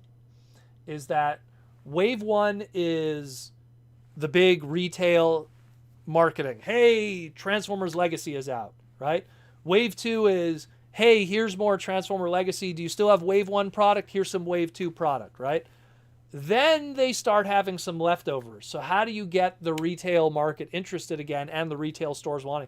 Well, we got a new gimmick. We got a new halfway, subline imprint, something in the middle. And that's when they go, hey, here's Wave 3, and here's our big Commander class. Here's our big Titan class. The next focus in the middle. Because usually it's Wave 1, Wave 2, Wave 3, Wave 4. So Wave 3 is in the middle. Sometimes you get a Wave 5. Not always, but usually.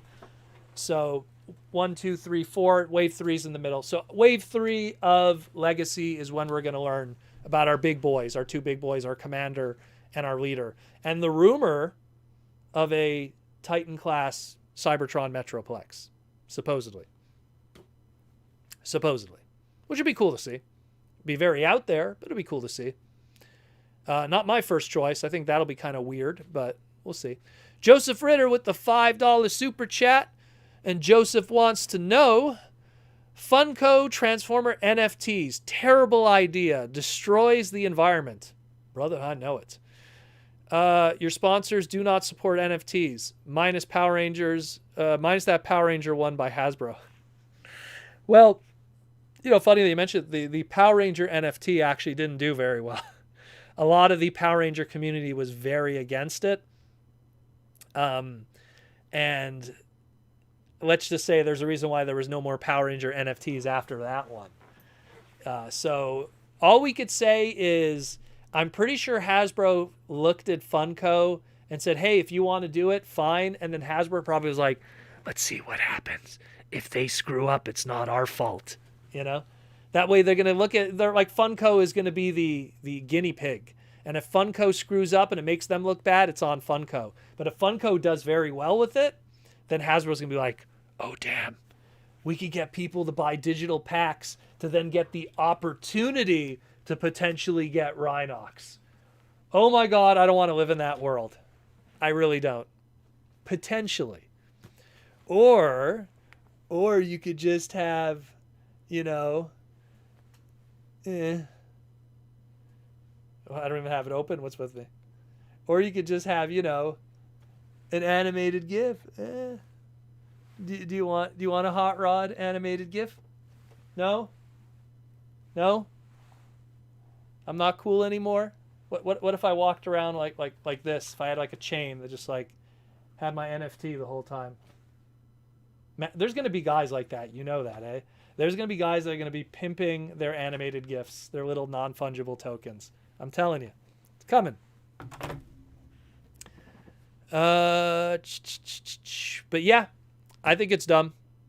I already talked about it in nauseum. I almost don't want to talk about it anymore because it brings attention to it. I want it to fail so that it scares every company from even thinking about it. Even thinking about it. But thank you, Joseph. And get some Symbiote Studios merchandise, Joseph, because it's awesome. Especially their pin set. Get their Megatron pin set! It's going to sell out, guys. Optimus 1 already sold out. When they're gone, they're gone. Tom Laney, seen a review of the Cyberverse Dinobots. They look different in plastic. Are the toys usually made of the same place? You could definitely see a difference in quality. No, they're made in the same place. Here's the difference, though. Okay? And I talked, like... One second. Let me just show you guys something. You could take a look at my butt in the meantime while I go get it. Hold on. Let me get you some examples here. 1 second, because I had all of these rounded up. Great example. Great example. I'll show you guys. I have to step over that giant box that I have to put away. So, you got 2 deluxe Transformers here. Both of them are deluxe Cyberverse Transformers. One is Grimlock, and one is RC. Now, there's a big difference here, though. Okay, Grimlock was designed in a wave that had to foster a whole bunch of other figures. It had to have Hot Rod in it. I think Bumblebee was also included in that wave. RC was standalone. The amount of budget that was put into him was a lot thinner plastic. It's not that great. It doesn't even close properly there. Look, you can see my face through it. You know, not the best quality figure. Made in Vietnam, made in the same factories, same designers, same engineers, same toy line, same price point. Now RC, she made figure of the year for me. Literally has the entire budget fell onto her for her wave. Much better plastic. Feels like a deluxe figure from like 2010 in terms of quality. And these two are a prime example of you could be in the same way, in the same line, in the same price point, in the same country and everything, and have 2 different kinds of quality by engineering and design. And it happens. It happens a lot of times where certain molds, just the way they're designed, have to have that thinner plastic and that cheaper plastic. I probably should have brought it also. Hot Rod. I was very disappointed in the deluxe class Hot Rod. It was not great. Kind of hollow, kind of thin, kind of see-through, kind of MABS plastic. Not very good. You know, so it is what it is. But, I mean, there is differences in quality, and it's not because of where it's made. It's just how it's planned and engineered. Clearly, whoever was working on the RC really liked that character, really wanted her the best she could be, made her, she's a standalone wave. Her and Thunderhowl were alone in their waves. Case of 8 RCs. That means the entire budget of that wave could fall onto that one figure's design. And it worked out. And they made sure afterwards that she got reissued.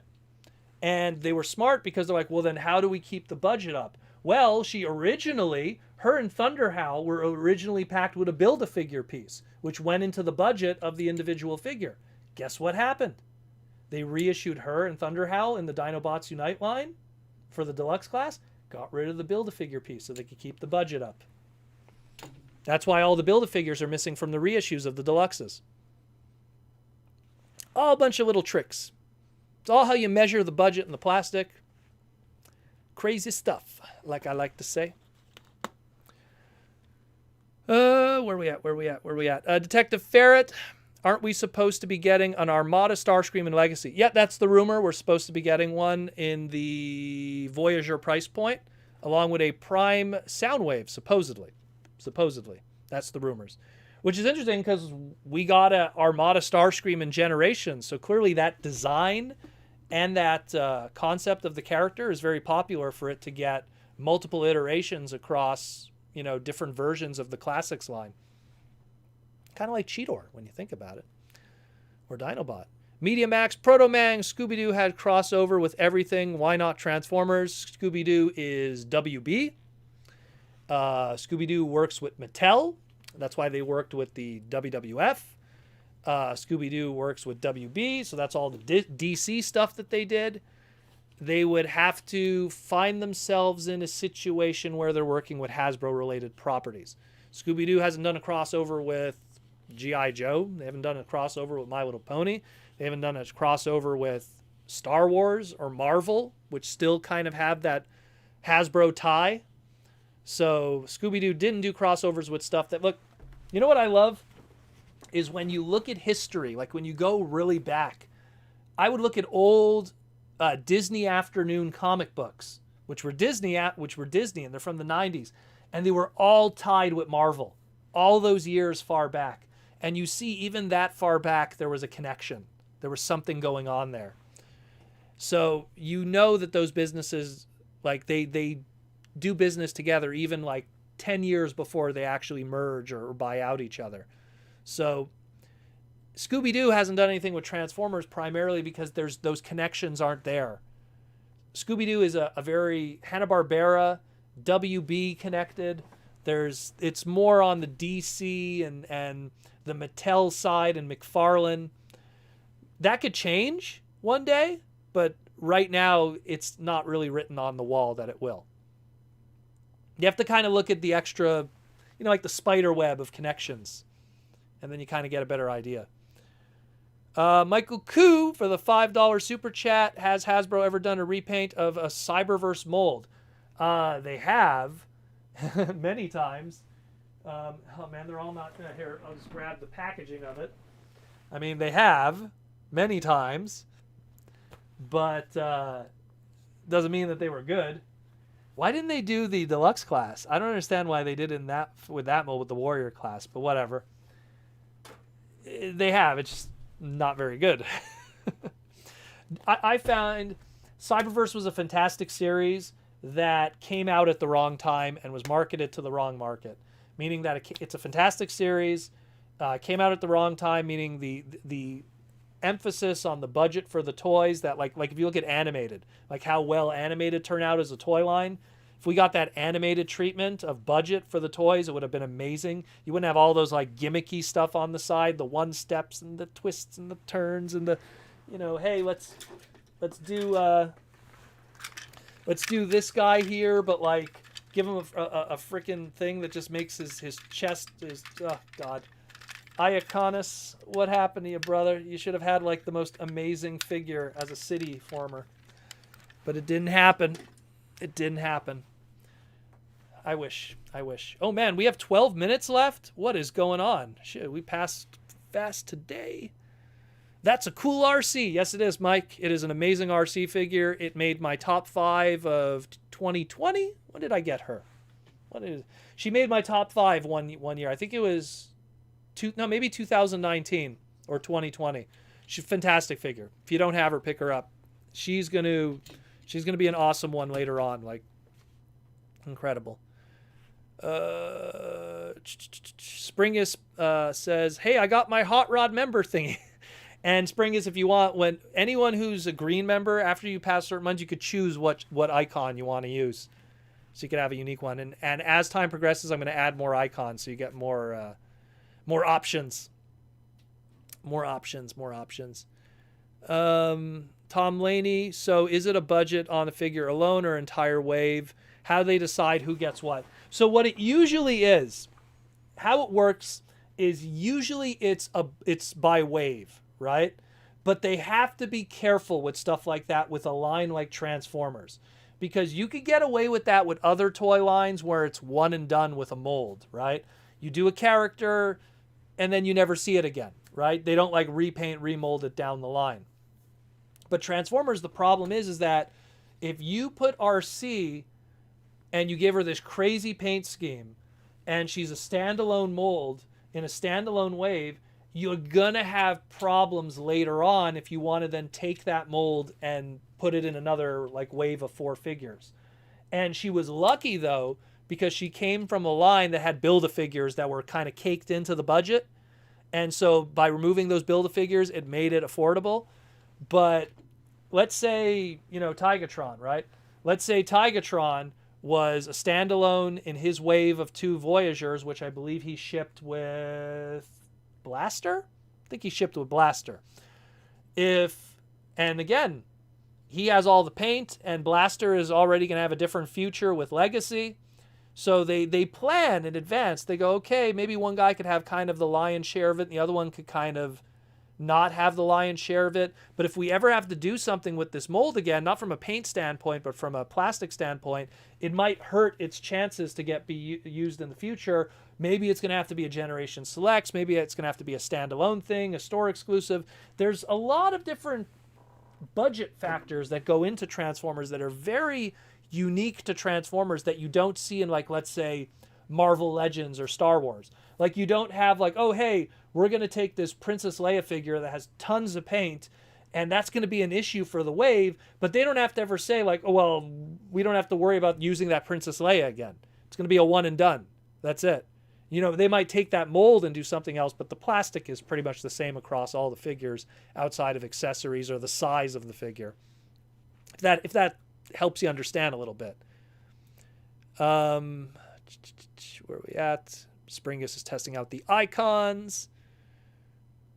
Scrooge McDuck is the richest person in the MCU. And probably the strongest if he could dive into money and not break his spine. Medium Max. Where's Medium Max question? Here we go. Medium Max. So what you're saying is get a Scooby Spawn crossover before Transformers. You know what? I would not be surprised if Todd McFarlane simplifies Spawn for just one Scooby-Doo crossover and gets Keith David to voice him. It would be amazing. HBO Spawn, if anyone remembers that back in the day. Scooby-Doo He-Man crossover probably will happen, if not already. Why do I feel like it's something that's happened? But I'm telling you, it feels like something that would happen. Filmation and Hanna-Barbera, probably the 2 cheapest studios when it came to animation back in the 80s. It's almost like a match made in heaven. Michael Koo's answering somebody. Spring is laugh out loud. Can I get a Springer icon? Maybe I'll add one day. I have a whole bunch of icons. It's just YouTube limits how many I could give to you guys. As time progresses, they open it up more and more for me. The bigger the channel gets, the more they allow me to do it. Cyberverse RC, you could still get it for MSRP at Walmart USA. Yep. And the only difference is you're just not getting the McAdams piece. That's it. But who cares? It's all about the figure. She awesome. She is amazing. And she's pink and amazing. TF Formers 2002 with the $5 super chat. Hey Proto, do you happen to know the current trademark situation on Sure Shot and Point Blank? They desperately need updates, especially Sure Shot. Unfortunately, I think the only one that has a trademark that still exists is Crosshairs of that trio of Target Master Autobots. I think Point Blank and Sure Shot don't have anything. I think I talked about this, not like recently, but I feel like I've had this conversation before. But I know that Crosshairs is the only one that's still floating. And one of the ways that's easy to remember that was back in the day when Creo was a thing. They made sure that Creo covered all the trademarks. But yeah. Oh, and it's still the Build-A-Figure version, Michael. Okay. Yeah, and then you get, I don't know, McAdams' arm or something, whatever it came with. Horned Owl was a 9-month member with the Transformer Slag podcast. I'd like a new a TF crossover of Dungeons & Dragons using Pretenders. But then what would they turn into? This was a conversation that I had where it's like, if you had to do D&D stuff, what is iconic enough in D&D that you could include that would speak to people on both markets? D&D has that problem. D&D hasn't built up, iconic characters. They built up iconic monsters, but they never really built up iconic characters that have mainstream appeal that you could put in a Toys R Us and people will go like, oh, I want to own that. You know, people know to an extent all the other crossover stuff, whether it be the X-Men stuff, the Star Wars stuff, the G.I. Joe stuff. There's iconic characters associated with those. D&D is kind of a, and again, I love tabletop stuff, but it's like that's a layer below from the mass audience. Put out a D&D movie, create a famous character out of that D&D stuff, or take a classic character and boost him in his mainstream notoriety. Look, who knew who Legolas was or Frodo, and then those Lord of the Rings movies came out by Peter Jackson. Then all of a sudden, even the biggest dude bro knew who Orlando Bloom's Legolas was. You know, like you have to kind of have that mainstream stuff. That's why I always say why the Michael Bay movies serve their purpose. They might not be great, but they serve their purpose from a business standpoint. Princeton Phalanx 59 with the super chat for 5 bones. Do you think Legacy line will be good as War for Cybertron trilogy? I hope so. We've only seen pretty much one wave, and that one wave looks pretty good. I mean, if we didn't get Blaster in Kingdom, Blaster would have been like a killer app in the first release of Legacy. Like that Legacy Blaster, if he was exclusive to the Legacy line as a Voyager, everyone would have wanted that Blaster, man. I think it looks good so far. I like the variety that exists in it, how it has a little bit of everything except animated. But it has like everything else. It has Japanese G1, it has Unicron Trilogy, it has Beast Wars, it has Beast Machines, it has G2, it has G1. Like it's got a little bit of everything. All it's missing is bots and rescue bots, which I'm pretty sure they might even have that at some point. Where we at? Horned Owl. I meant Monster Pretenders. Oh yeah, so you could do it iconic D&D monster. The Behold. See, that's why the Beholder is the one that everyone falls on. Oh, you could do a Beholder one. And then that Beholder, because he's spherical, he could transform into Unicron or something. You know, like there's ideas that could exist, but how iconic is the Beholder to the mass audience? Make a D&D movie, Wizard of the Coast and Hasbro or whatever. Make the Beholder a mainstream character like the Balrog was temporarily, or Sauron with Lord of the Rings. And then you could do a Beholder Transformer crossover. But you need that mainstream platform first before you do something like that. Everyone knows the DeLorean. Everyone knows X-Men. Even like guys who aren't comic book readers. Everyone knows Jurassic Park. You need to have that mainstream appeal. Very important. Very, very, very important. Again, to name a few, like you said, Horned Owl. You have to build that. You have to build your audience, educate your audience, and then when you create something, then that creates the demand. You want to create a situation where they see it and go, oh my God, I have to get that because I have an emotional connection to it. Think about how many people cared about Thanos before and after Infinity War. After Infinity War, all of a sudden people that I knew for 2 decades were Thanos fans. I had no idea that they even knew who the character was, the Mad Titan. You know? Like, it's crazy, but that exists. So you have to create your audience. You have to give birth to them, which the Michael Bay movies did for this franchise. Yes, there was guys like me that were around dogging it from day one, but there was a lot of people that were my age that didn't touch the brand. Toy Fair magazine never liked talking about Transformers until those Michael Bay movies. Yeah, they would talk about the odd masterpiece here and there. Oh, hey, Unicron is coming out, in Armada. They do once in a while. But it wasn't until those Michael Bay movies. Then they're like, oh, we like Transformers now. We're done talking about Mego and Star Wars. Especially since Star Wars was on its way out. We had the very last episode 3 come out, and then the Michael Bay movies came around. So they kind of also shifted their interest. Where are we at? Tom Laney, thanks again for a great stream as always. Great proto. Thank you, Tom Laney, for coming by. Aaron Archie, you show up in the last 40 seconds. What up, Aaron? Well, you can watch the replays when they upload in like 30 minutes.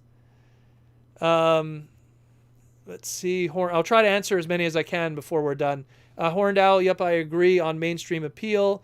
I was simply naming a wish of my... I think the Beholder would work, though, Horned Owl. I think that's the one that people would go with. Princeton Phalanx. Proto, what do you think of Studio Series Bumblebee movie figures? Have you gotten any of the new ones? Brawn and Ratchet are really good. I have not gotten yet. I want Brawn, though. Brawn looks really hip. Brawn looks like a toilet bowl, but I love him. He looks really cool. I love Brawn. I have a special place in my heart for him. I'd also probably like to get the Optimus at some point, but opportunity to pick it up. Stuff sells out in Canada. It is what it is, unfortunately. Horned Owl, also just want to say Repugnus Monster Mode is basically just a Umber Hulk that is given an idea in the first place. Yeah. So, guys, unfortunately, I got to say, we've gone 2 hours. It flew like it always does. Want to thank everyone for coming. Again, if you want to support the podcast, if you enjoy what we do here every single day, possibly, except Sundays. That's my day off where I get to breathe. Again, Patreon is one way to support us. There's a link below. Join the Patreon. If you can't do that, YouTube membership. You get to ask as many questions as you want. If you do the YouTube membership, those are 2 ways to support. If not, if you can't do those 2, super chatting every once in a while is also awesome too. I appreciate everyone who super chats. It goes a long way, trust me, in keeping this podcast alive and going 6 days a week. I don't know how I'm going to do it when the big V is over, but I'll figure out something. Again, also, if you haven't yet, follow me on Twitter. Follow me on Instagram. I post images. I try to every second day or so. I don't have a link tree. I have something better than a link tree, which is my .com, which has all my other stuff on it too. But Twitter and Instagram are my 2 go-tos. If you haven't already liked, comment, and subscribed to this channel, what are you doing? And of course, got to give a shout out to my sponsors again, Symbiote Studios. Thank you for everything, Symbiote Studios. Be sure to pick out their stuff, their pins, their plush. Get some plush. Look at all that plush. Look how big Unicron is. Archaic and Energon Guzzlers. How dare they? Anyways, thanks again, guys, for coming. It's always awesome to have you all. Thanks for all the love and support. Be good to each other. It's a crazy world out there, and the only way we're going to survive this crazy world is if we're good to each other. Don't let the nastiness and the negativity that exists in this world take you over. Stop reading your social media feed. That is why I follow nobody on Twitter, because I don't care, and that's how you're based. Take care, everybody, and as always, like I say, roll out.